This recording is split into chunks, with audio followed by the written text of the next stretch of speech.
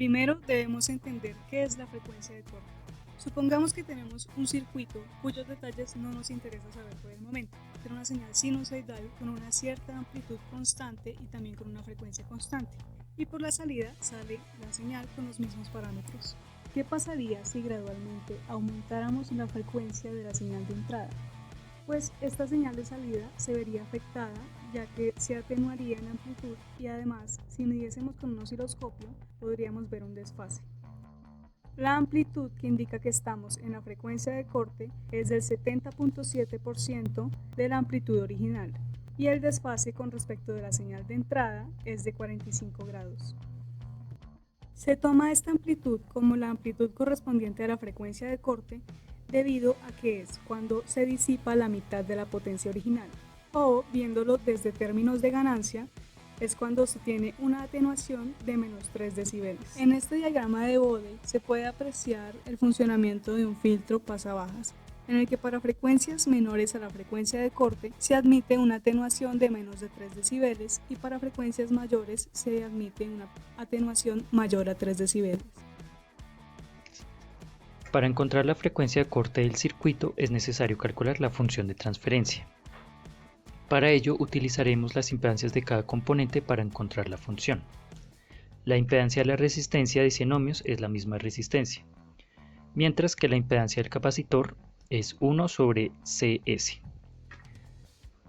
En este circuito podemos aplicar un divisor de voltaje, en donde nuestro voltaje de salida va a ser el capacitor de 10 nanofaradios y el voltaje de entrada va a ser la señal que va a recibir el circuito del generador de audio y del generador de funciones.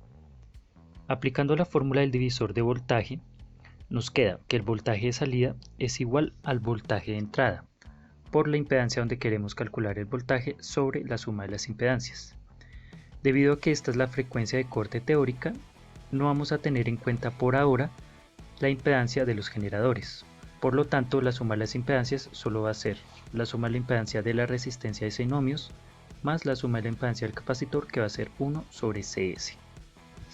Como podemos ver en la primera ecuación, aplicamos el divisor de voltaje, pero la función de transferencia se define como el voltaje de salida sobre el voltaje de entrada, y como aplicamos impedancias es necesario dejar la función de transferencia como una ecuación de Laplace, de donde sacaremos la frecuencia de corte teórica de nuestro circuito. Para dejar la función de transferencia en una ecuación de Laplace es necesario aplicar un poco de álgebra, de tal modo que nos quede que en el numerador es una constante y el denominador va a ser s más otra constante, que es una de las formas de la ecuación de Laplace para poder encontrar la frecuencia teórica del circuito. Primero multiplicamos por cs el numerador, para que quede una constante en el denominador. Como podemos apreciar en la segunda ecuación, nos queda 1 sobre rsc más 1, que sería la constante. Sin embargo, como ya mencionamos, debemos dejar que el numerador sea s más una constante, por lo que vamos a dividir por rc entre el numerador y el denominador. Y como apreciamos en la tercera ecuación, nos queda en el numerador 1 sobre rc, que sería una constante, sobre s más 1 sobre rc, que sería la otra constante. De esta manera ya podemos apreciar que la frecuencia de corte de nuestro sistema va a ser 1 sobre rs. Sin embargo, esta es la frecuencia angular. Después vamos a mostrar cómo calculamos la frecuencia con esta frecuencia angular.